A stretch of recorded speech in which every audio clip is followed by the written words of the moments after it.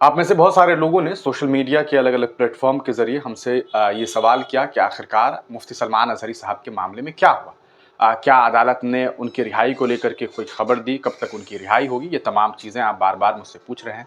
तमाम तरीके के सवालात आपके हैं। हमने देखा कि लगभग सैकड़ों मैसेजेज़ हमारे पास पड़े हुए हैं जिसमें आप ये बात मुसलसल हमसे पूछ रहे हैं। देखिए, एक तरफ हमारे ऊपर इस बात का प्रेशर है कि हम आपको इस बारे में तमाम जानकारी ना दें। हम आपको ना बताएं कि आखिरकार क्या हुआ है, क्या नहीं हुआ। तो हमने ये ठाना भी है कि चूँकि हो सकता है कि सामने वाला जो पक्ष है उसके साथ वाक़ई इस बारे में परेशानियाँ हो रही हो, उन्हें दिक्कतें हो रही हो इस पूरे मामले के लीगल प्रोसीजर में, हो सकता है, मुमकिन है और हमारी भी यही मंशा है कि भाई इस मामले में जो है वो चूँकि मुफ्ती सलमान अज़हरी से हमारा कोई ना मेरी कभी मुलाकात है, ना मैंने कभी सच बताऊँ आपको तो ना मैंने कभी उनके स्पीचेज़ सुने।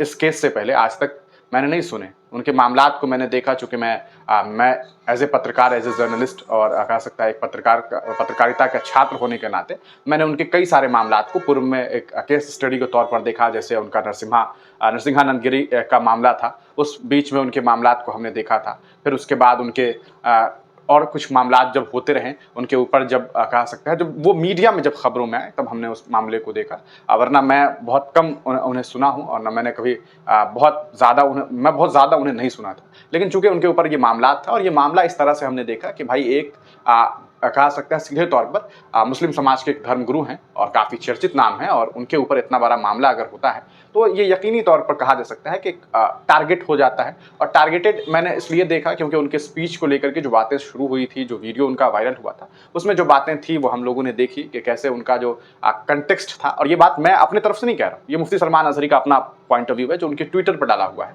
अगर इस बात को बताने से भी किसी को दिक्कत हो जाए तो फिर एक अलग ही बात होगी। लेकिन अगर आप ट्विटर पे देखेंगे तो उनके ट्विटर पर आज भी वो पोस्ट अवेलेबल है जब वहाँ पर उन्होंने खुद ये सफाई दी थी कि हमने जो बयान दिया था, जो उनका एक शेर था, जो शेर का जो दूसरा मिसरा था जो उन्होंने पढ़ा, उसमें सीधे तौर पर ये बात कही गई थी मुफ्ती सलमान अज़हरी के द्वारा कि आज कुत्तों का वक्त है, कल हमारा दौर आएगा। इसका सीधे तौर पर मतलब हिंदुस्तान की हुकूमत से नहीं था, हिंदुस्तान की आवाम से नहीं था, हिंदुस्तान के किसी संप्रदाय, किसी धर्म, किसी व्यक्ति विशेष से नहीं था। उनका मामला इसराइल और फ़लस्तीन के मामले पर वो स्पीच दे रहे थे, भाषण दे रहे थे और उस कॉन्टेक्स्ट में उन्होंने वो बातें कही थी। तो उसका लेना-देना भारत से तो बिल्कुल बनता ही नहीं है और भारत से कोई उसकी बात नहीं बनती है। लेकिन भारतीय जनता पार्टी के एक नेता हैं और कुछ लोगों ने उनको लेकर के शिकायतें की। बाद में आपने देखा किस तरह से अलग-अलग जगहों पर उनके ऊपर एफआईआर दर्ज हुए, तमाम जगह एफआईआर दर्ज होने के बाद क्या कुछ हुआ, ये आप सीधे तौर पर जान रहे हैं, समझ रहे हैं। अब खैर इस पूरे मामले में वो गुजरात हाई कोर्ट पहुंचे। गुजरात हाई कोर्ट में उन्हें कहीं से रिहाई नहीं मिल पाई। 3 जगह से उन्हें जिला कोर्ट ने बेल तो दिया था, बाद में उनके ऊपर पासा लग गया। पासा के बाद वो भी हाई कोर्ट में थे। हाई कोर्ट से उनका मामला सुप्रीम कोर्ट पहुंचा। सुप्रीम कोर्ट में उनको लेकर के सुनवाइयां चल रही।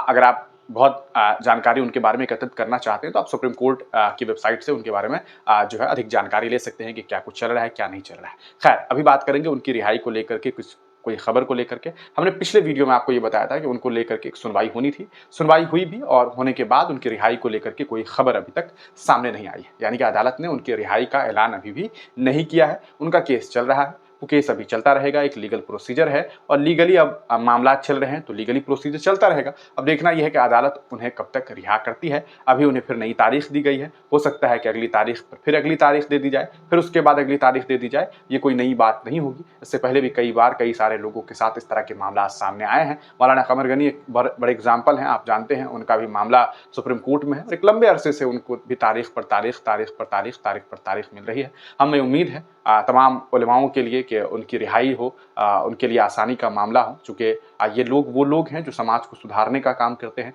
समाज को एक अच्छा मैसेज देने का काम करते हैं। तो हम तमाम लोग इसी उम्मीदों के साथ जो है कहा जा सकता है हमें यही उम्मीद है कि जल्द से जल्द वो रिहा हो जाएँ और होने के बाद जो है एक बार फिर वो लौटें और उसी तेवर में और उसके बाद अपने बयान से लोगों को जो है वो एक रोशनी दे। एक जो आँखों के सामने जो अंधेरा फैला है, उन अंधेरों को ख़त्म किया जाए।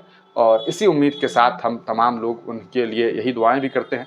और चूँकि मैं एक पत्रकारिता का छात्र हूँ तो इस नाते मैं ये बेहतर जानता हूँ कि किस तरह से सिस्टम जो है वो जब लड़ाई लड़ती है तो क्या होता है और क्या नहीं होता है। ये बहुत आप में से बहुत सारे लोग भी जानते होंगे। तो सीधे तौर पर अगर मैं आपको ये बताऊँ तो मुफ्ती सलमान अज़हरी की रिहाई को लेकर के अभी तक कोई खबर नहीं आई है। उन्हें एक अगली तारीख दी गई है, अब अगली तारीख को सुनवाई होगी। उसके बाद क्या कुछ मामलात सामने आते हैं, क्या उन्हें रिहाई मिलती है या नहीं मिलती है। अगर रिहाई मिलेगी तो हम आप तक ज़रूर पहुँचेगी, नहीं हुई तो आपको ये ज़रूर बता देंगे कि उनकी रिहाई आज नहीं हुई। जिस दिन भी रिहाई होगी उस दिन आपको इस बारे में तमाम सूचना दे देंगे। बस आप तमाम लोगों से मेरी छोटी-सी अपील है, किसी भी तरह का अफ़वाह ना फैलाएँ। मुफ्ती सलमान अज़हरी साहब के मामले में भी नहीं और किसी भी व्यक्ति विशेष के को लेकर के कभी भी कोई अफ़वाह ना फैलाएँ। अफ़वाह फैलाने का मतलब ये होता है कि आप झूठ बोल रहे हैं, झूठ फैला रहे हैं और अगर आप झूठ फैलाते हैं, झूठ बोलते हैं, तो ये कतई जायज़ नहीं हो सकता है और सही नहीं माना जाएगा। आगे इस पूरे मामले पर अगर आपको कोई बहुत डिटेल जानकारी चाहिए होगी, तो आप मुझे व्हाट्सएप पर मैसेज कर सकते हैं। अगर मुझे लगेगा कि आपका सवाल वाजिब है, तो आपको जवाब वहाँ पर ज़रूर मिल जाएगा। आप तमाम लोगों का वीडियो देखने के लिए बहुत-बहुत शुक्रिया।